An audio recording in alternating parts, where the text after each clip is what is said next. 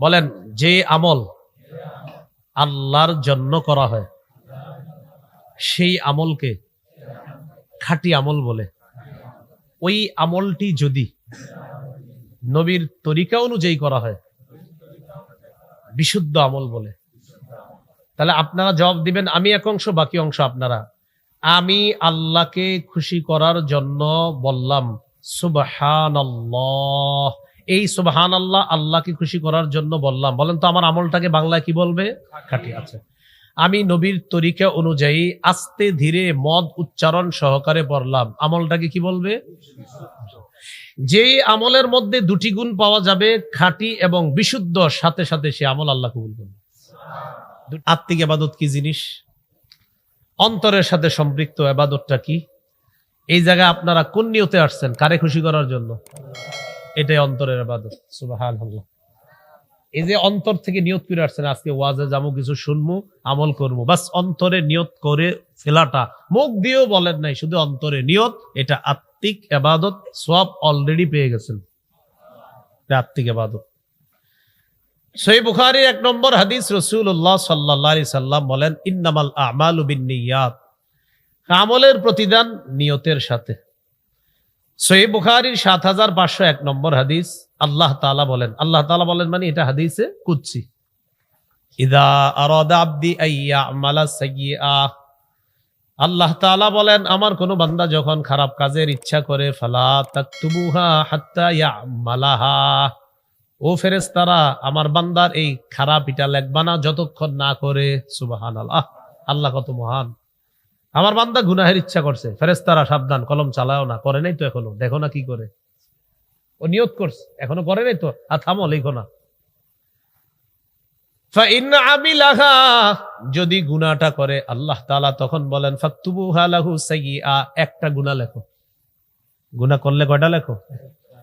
এবার আল্লাহ তাআলা বলেন, ওয়া ইন তারাকাহা মিন আজলি।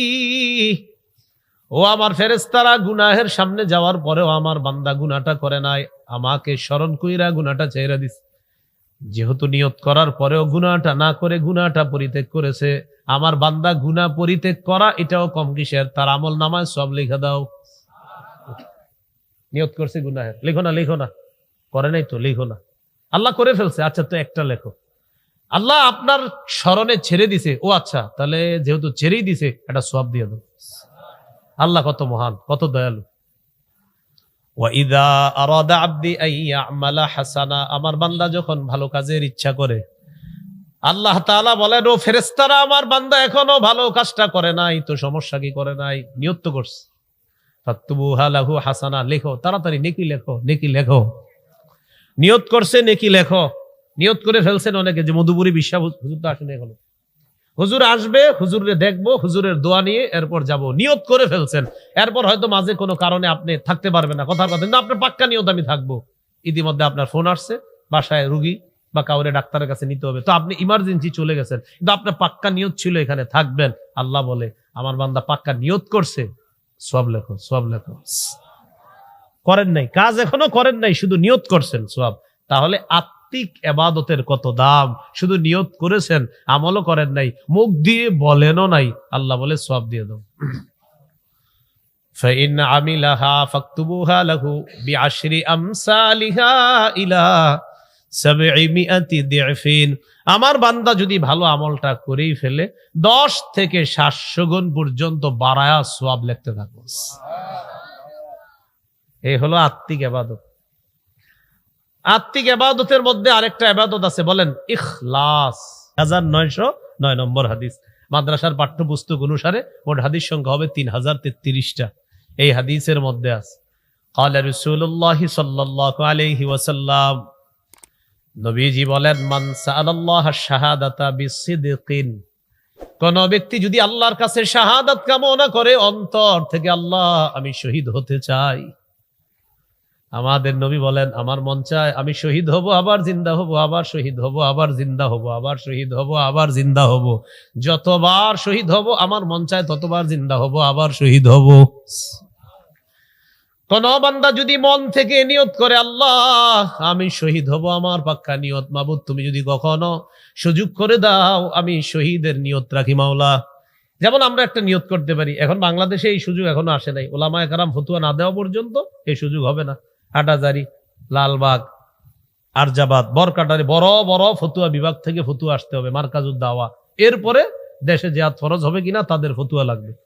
কিন্তু ফিলিস্তিন যাওয়ার যদি কোনো সুযোগ রাষ্ট্রীয়ভাবে করে দেয়, যে রাষ্ট্র ফিলিস্তিন যারা যারা জিহাদে যাবে রাষ্ট্র সুযোগ করে দিবে, তো সবার পাক্কা নিয়ত থাকতে হবে মুসলমান নওজওয়ানদের, যে রাষ্ট্র সুযোগ করে দিলে ইনশাল্লাহ সবার আগে আমি যাব ইনশাল্লাহ, এরকম পাক্কা নিয়ত থাকতে হবে। তো নবীজি বলেন, কেউ যদি পাক্কা নিয়ত করে আমি শহীদ হব, বাল্লাগাহুল্লাহু মানাজিলা শুহাদা ওয়া ইন মাতা আলা ফিরাশিহি, সে যদি তার বিছানায় মারাও যায় আল্লাহ তাকে শহীদদের মর্যাদায় পৌঁছায় দিবেন। তাহলে আত্মিক ইবাদতের দাম আছে না নাই?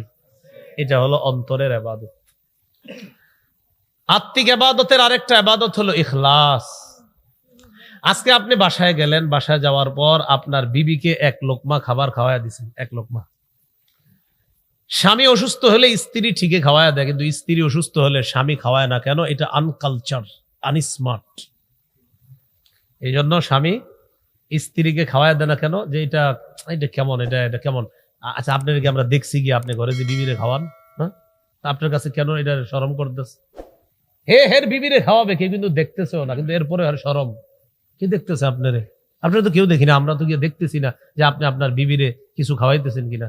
জাযাকাল্লাহ, এটা কিন্তু নষ্ট করা যাবে না, অন্য কেউ খেয়ে ফেলেন, আমার চা পানের অভ্যাস হয়ে গেল। হ্যাঁ, খেয়ে ফেলতে হবে, নষ্ট করা যাবে না।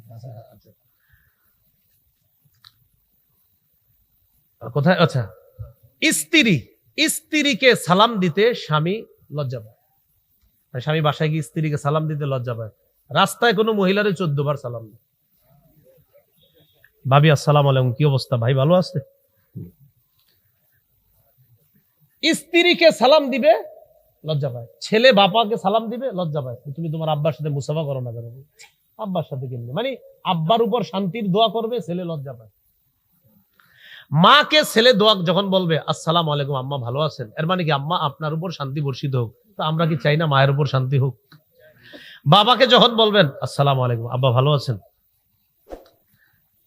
তা আপনি আপনার আব্বার সাথে সালাম দিয়ে এরপরে আপনার আব্বার সাথে মুসাফা করছেন। হাদিসে আসছে, দুই মুসলমান মুসাফা করার পর তারা পৃথক হওয়ার আগে গাছের পাতা যেমন ঝরে পড়ে, গুনাহগুলোও তেমন ঝরে পড়ে। তো এই ছেলে চায় না ওর বাবার গুনাহ ঝরে পড়ুক, এই জন্য তো ও মুসাফা করতে চায় না বাবার সাথে, লজ্জা পায়। আমি বুঝাইতে চাইলাম, স্ত্রীকে সালাম দিবেন, মাকে সালাম দিবেন, বাবাকে সালাম দিবেন। স্ত্রীকে আপনি যদি এক লোকমা খাবার খাওয়ায়া দেন, তিনি অসুস্থ, আপনি খাওয়ায়া দিলেন। সহিহ বুখারীর 56 নম্বর হাদিস, নবীজি বলেন, ইন্নাকা লান তুনফিকা নাফাকাতান তাবতাগি বিহা ওয়াজহাল্লাহ, আল্লাহকে খুশি করার জন্য যদি তুমি খরচ করো, হাত্তা মা তাজআলু ফি ফামি ইমরাআতিক, এমন কি তুমি যদি তোমার বিবির মুখে এক লোকমা খাবার উঠিয়ে দাও ইখলাসের সাথে আল্লাহকে খুশি করার জন্য, ইল্লা উজিরতা আলাইহা, খাওয়াইলা বিবিকে, কাউরে খাওয়াইলা না, নিজের বিবিকেই খাওয়াইলা, সওয়াব পেয়ে গেল। ইখলাসের সাথে খাওয়াইছে, যে আমি আমার বিবিকে খাওয়াইতেছি ইখলাসের সাথে, নবীজি বলেন ইখলাস ছিল, সওয়াব পেয়ে যাবে। নাসাইর বর্ণনা 3140 নম্বর হাদিস, রাসূলুল্লাহ সাল্লাল্লাহু আলাইহি সাল্লামকে প্রশ্ন করলেন, আরাআইতা রাজুলান গাজা ফি সাবিলিল্লাহি ইয়ালতামিসুল আজরা ওয়ায যিকরা ফামা লাহু ইয়া রাসূলুল্লাহ, ইয়া রাসূলুল্লাহ, কোন ব্যক্তি আল্লাহর রাস্তায় লড়াই করেছে, লড়াই করার উদ্দেশ্য হলো দুইটা, এক নাম্বার আল্লাহর কাছে সওয়াব পাওয়া, দুই নাম্বার মানুষ যেন তাকে বাহাদুর বলে। হুজুর, তার বেনিফিটটা কি হবে? নবীজি বললেন, লা শাইআ লাহু, সে কিছুই পাবে না। আদাহা সালাসা মাররাত, প্রশ্নটা 3 বার করলেন, ইয়া রাসূলুল্লাহ, কিছুই পাবে না। আল্লাহ নবী জবাব দিলেন, লা শাইআ লাহু, লা শাইআ লাহু, লা শাইআ লা, কিছুই পাবে না, কিছুই পাবে না, কিছুই পাবে না। সে কিছুই পাবে না যে ব্যক্তি জিহাদ করলো, আল্লাহর কাছে সওয়াবও চায়, মানুষকে দেখাইতেও চায় যে নামাজ পড়বে, আল্লাহ আপনারে খুশি করতে চাই, আরেকজন যেন দেখে আমার নামাজটা কত সুন্দর। নবীজি বলে কিছুই পাবে না, কিছুই পাবে না, কিছুই পাবে না। কেন? ইন্নাল্লাহা লা ইয়াকবালু মিনাল আমাল ইল্লা মা কানা লাহু খালিসা ওয়াবতুগিয়া বিহি ওয়াজহুহু, যতক্ষণ কোন আমল আল্লাহকে খুশি করার জন্য না হবে, আল্লাহকে সন্তুষ্টি করার জন্য ইখলাসের সাথে না হবে, ততক্ষণ ওই আমল আল্লাহ কবুল করবেন না। নাউজুবিল্লাহ। আজকে আমি আপনাদেরকে 2টি বাংলা শব্দ শিখিয়ে যাব। এই 2টি বাংলা আপনি বিবিরেও শিখাবেন, বাচ্চাকে ছোটবেলা থেকে শিখাবেন, একদম সহজ। বলেন খাঁটি, বিশুদ্ধ, বাস এই দুইটাই বলেন। আবার বলেন এবার বলেন বলেন যে আমল আল্লাহর জন্য করা হয় সেই আমলকে খাঁটি আমল বলে। ওই আমলটি যদি নবীর তরিকা অনুযায়ী করা হয় বিশুদ্ধ আমল বলে। তাহলে আপনারা জবাব দিবেন, আমি এক অংশ বাকি অংশ আপনারা।